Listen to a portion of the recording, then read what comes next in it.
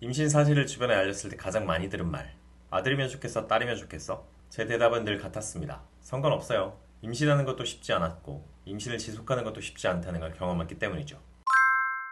임신 중기에 들어서서 성별을 알게 되고 주위 사람들에게 알렸더니 반응이 재밌더라고요. 아들이야? 힘들겠네. 힘내라. 딸 갖고 싶지 않았어? 아쉽겠다. 사실 아들이란 걸 알고 나서 조금 걱정이 되긴 했어요. 나 같은 아들 나오면 어떡하지? 아들이니까 같이 놀아주려면 체력 관리는 잘해야겠다는 정도지 아들이라서 아쉽거나 슬픈 건 전혀 없었는데 놀랍게도 아들이라서 슬프다는 분들이 있더라고요. 마미톡이나 블라인드 같은 커뮤니티에는 아들 장점 좀 알려주세요. 아들이라서 걱정돼요라는 글이 심심하면 올라오고 지인 중 한 분은 심지어 아들이라는 소식을 듣고 속상해서 눈물까지 흘렸다고 하더라고요. 솔직히 그 정도인가 싶긴 해요. 지난 7월 갤럽 인터내셔널에서 내놓은 조사 결과가 화제가 됐습니다.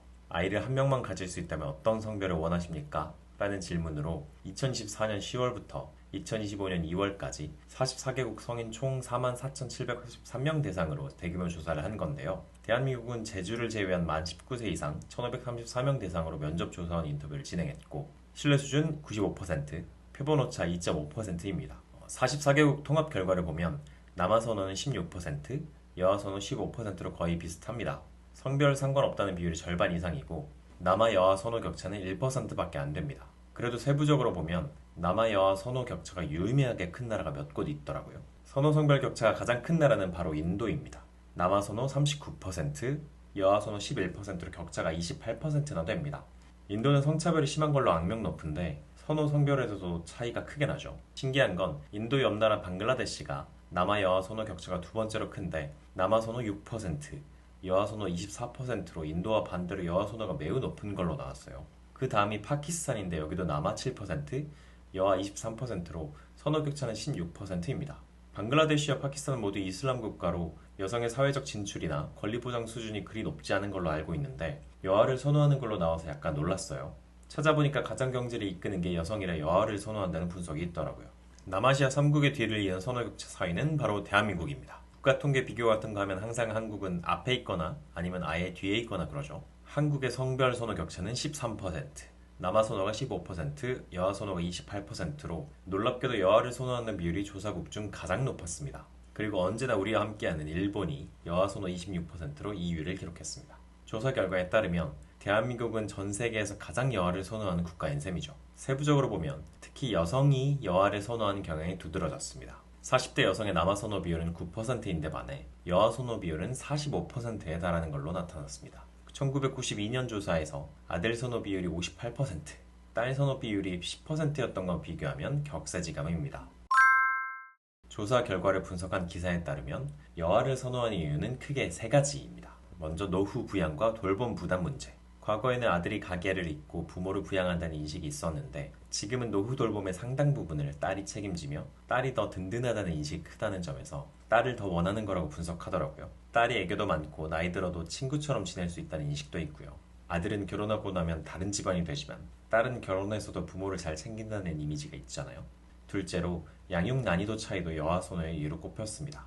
안 그래도 여아 양육이 남아 양육보다 쉽다는 평가가 많은데 맞벌이 부모가 많고 출산 연령 고령화로 체력이 떨어진 상태에서 육아하게 되다 보니 체력적으로 덜 부담이 가는 여아를 선호한다는 것이죠. 마지막으로 아들 부모는 딸 부모보다 경제적 부담을 더 크게 느끼기 때문이라고 합니다.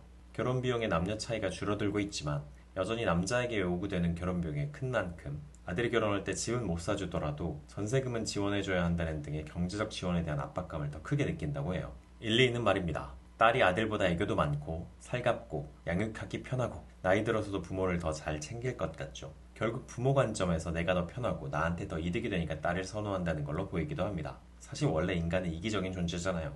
제가 아직 자식을 안 키워봐서 그런 걸 수도 있겠지만 자식의 인생과 내 인생은 결국 별개인 것이고 내 인생에 이득을 헤아려 가면서 자식의 성별을 가리고 자식이 원하지 않는 성별이라고 해서 눈물까지 흘리는 건 좀 이상하지 않나 싶어요. 물론 제가 남자라서 그렇게 느끼는 걸 수도 있겠지만요. 아들 장점 좀 알려달라는 글에 무수히 달린 선배 아들 엄마의 경험적 빅데이터에 따르면 아들의 장점은 단순하고 무던하다, 잘 삐지지 않는다, 아무거나 입혀도 되고 좀 크면 든든한 느낌을 준다는 것입니다. 이렇게 늘어났지만 사실 저희에겐 크게 상관없습니다. 아들은 아들대로, 딸은 딸대로 장단점이 있을 거니까요. 굳이 따져보면 개인적으로 슈퍼 T로서 면밀한 감정 케어가 필요한 딸 양육이 더 어렵다고 느낄 수도 있을 것 같고요.